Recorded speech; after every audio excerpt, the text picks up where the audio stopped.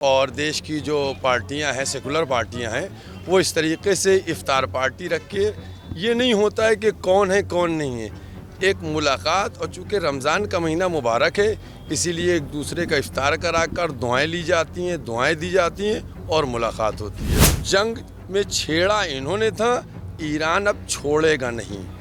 जिस तरीके से ईरान ने मिसाइलों की वर्षा करके तेल अवीव का चेहरा बदल दिया है, तो अब गाज़ा का फ़ोटो और तेल अवीव का फ़ोटो आप रख के देखेंगे तो पहचान नहीं पाएंगे कि गाज़ा कौन सा है, तेल अवीव कौन सा है। कल का जो उनका फ़ोटो है, बैठाल के पूजा पाठ हो रही है, अर्चना।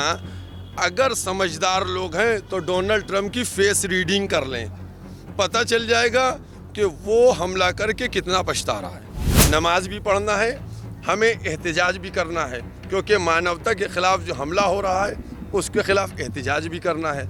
इसके अलावा ईरान में 40 दिन का शोक है, उस शोक में भी शिरकत करना है। बिस्मिल्लाहिर्रहमानिर्रहीम। देखिए, ये बहुत पुरानी एक रवायत चली आ रही है और देश की जो पार्टियां हैं, सेकुलर पार्टियां हैं, वो इस तरीके से इफ्तार पार्टी रख के ये नहीं होता है कि कौन है कौन नहीं है, एक मुलाकात। और चूँकि रमज़ान का महीना मुबारक है, इसीलिए एक दूसरे का इफ्तार कराकर दुआएं ली जाती हैं, दुआएं दी जाती हैं और मुलाकात होती है। चूँकि इफ्तार कराना जो है एक बहुत पुण्य काम है, लिहाजा ये हर एक चाहता है कि हमको मौका मिल जाए कि हम इफ्तार करा के वो पुण्य हासिल कर लें। उसी के उन्वान के तहत आज हम यहाँ पर आए थे। देखिए, इज़राइल और अमेरिका ने जो हमला किया है, ये बहुत बुरी तरीके से यहाँ आकर फंस गए हैं। चूँकि जो इनका हमला है, ईरान ने हमला नहीं किया था, इन्होंने आकर दहशतगर्दाना हमला किया है। अब मैं ये समझता हूँ कि ये निकलने के बहाने तलाश कर रहे हैं, लेकिन ये इतना याद रखें, जंग में छेड़ा इन्होंने था, ईरान अब छोड़ेगा नहीं।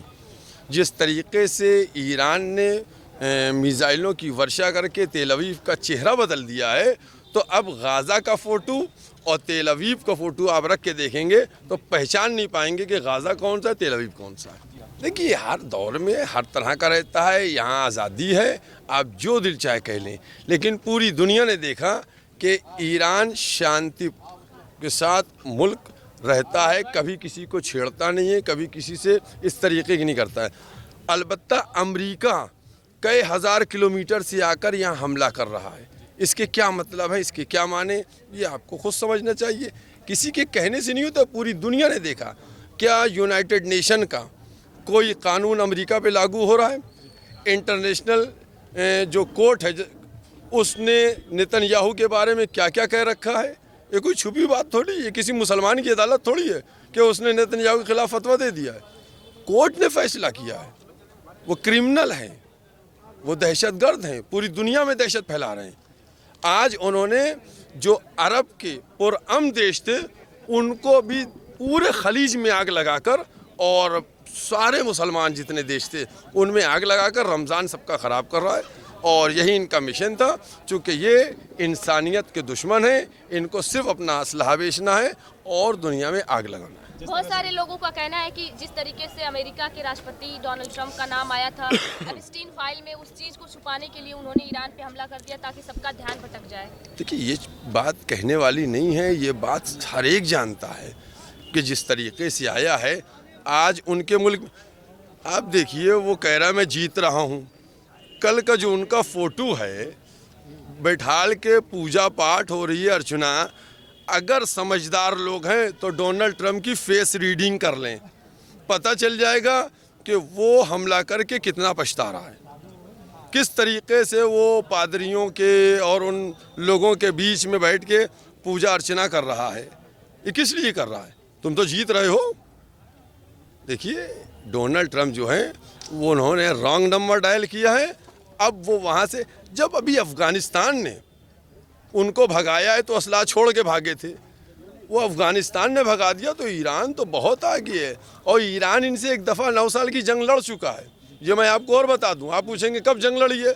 जो इराक़ से ईरान की जंग हुई थी, तो उसमें इराक़ को पूरा असलहा सप्लाई करने वाला यही अमेरिका था। तो ईरान उस वक़्त भी लड़ चुका है और कामयाब हुआ था। आज भी देखिएगा, इंशाअल्लाह, मैं ऑन कैमरा मुस्तकिल एक हफ़्ते से कह रहा हूँ कि कामयाब ईरान होगा, अमेरिका इजराइल हारेंगे। ईद के लिए मैंने अपील ये की है कि ईद के दिन जो है, चूँकि हमको नमाज़ पढ़ना ये हमारी इबादत है, नमाज भी पढ़ना है, हमें एहतजाज भी करना है, क्योंकि मानवता के ख़िलाफ़ जो हमला हो रहा है उसके ख़िलाफ़ एहतजाज भी करना है। इसके अलावा ईरान में 40 दिन का शोक है, उस शोक में भी शिरकत करना है। तो हमने अपील ये की है कि ईद के दिन जब हम नमाज़ पढ़ेंगे तो अपने बाजुओं पे देश विदेश जहाँ पे भी आगाए ख़ामनाई के समर्थक हैं, जब वो नमाज़ पढ़ें तो बाजू पे काली पट्टी बांधें, ताकि पुरअमन एहतजाज भी हो, शोक भी हो और नमाज भी हो जाए।